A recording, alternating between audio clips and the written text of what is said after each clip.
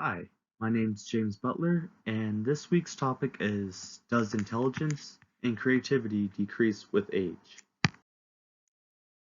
To first understand this question, we first need to break down what intelligence and creativity is.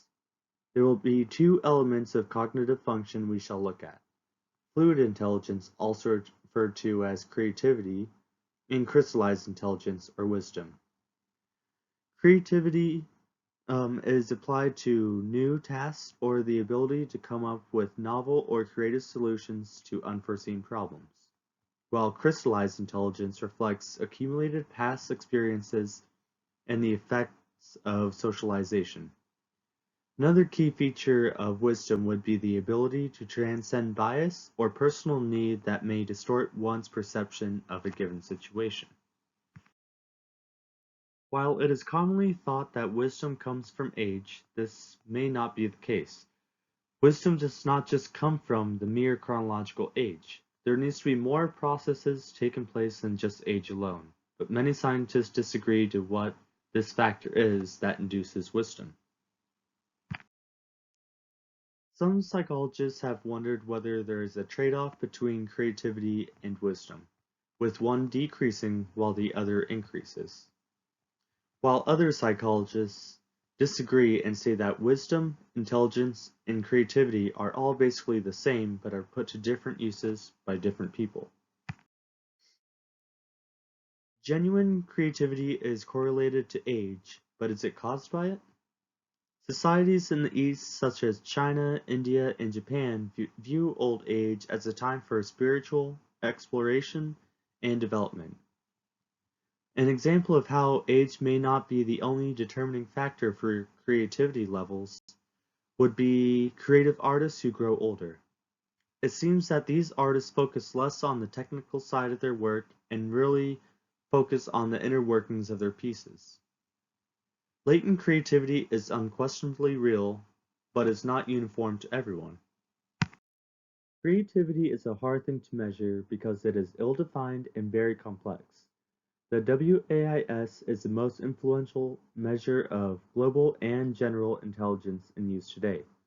This includes a verbal part that focuses on learned knowledge, including comprehension, arithmetic, and vocabulary. There is also a performance portion of the test that includes puzzles involving blocks or pictures. When people age, their verbal scores tend to remain the same, while their performance scores tend to decrease. But there is many factors that may induce this trend, such as younger people being more accustomed to tests. Some people even critique this IQ test to be a reliable way of measuring intelligence, because intelligence is a more complex, multidimensional capacity than the test measures. While all this may be true, the test does indicate that there is a complex relationship between age and intelligence.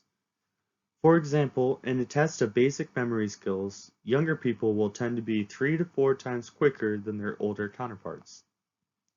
The big question is, if the test is invalid, what is the best way to test intellectual ability? Psychologists are interested in seeing if there are any positive cognitive developments that come with age. With this interest in mind, they have devised methods or approaches such as age-relevant intelligence tests.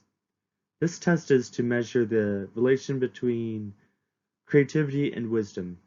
Intelligence is more than solving problems but finding problems as well. People of age are better at finding potential problems when faced with uncertainty. Baltz created this wisdom test to try to measure how wise people go about dealing with difficult questions. Baltz defined wisdom as an expert knowledge system derived from experience and capability of dealing with pragmatic problems. Studies of age and cognitive function. Cross-sectional methodology looks at groups of young and old people at a single point in time.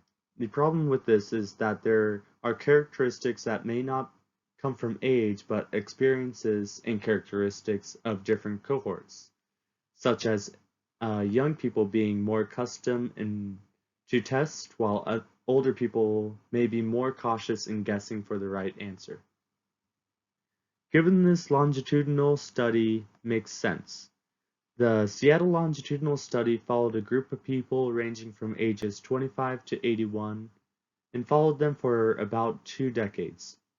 This study showed that people have the steepest drop in intelligence after the age of 60. Intellectual decline may be halted or slowed down by continued education and training. These studies showed that few people show any global decline in intelligence as they age, indicating that they are drawing on their strengths to compensate for their losses.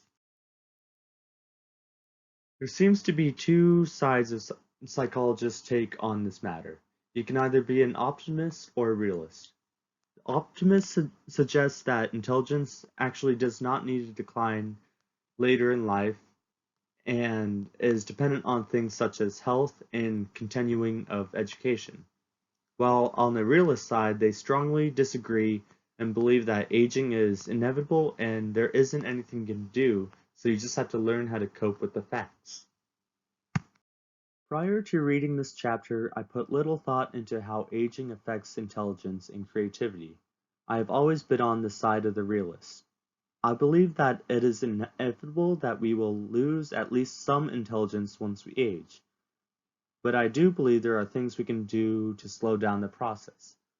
I think continuing your education and health may play a key factor in keeping your intelligence intact in the later part of your life. I believe aging is a process we are all destined for, and becoming wiser and less creative may be an effect. For society, I think this means that we cannot write off older people as less intelligent than the younger generations because, as shown previously, they have experience and they can play on their strengths to compensate for their weaknesses.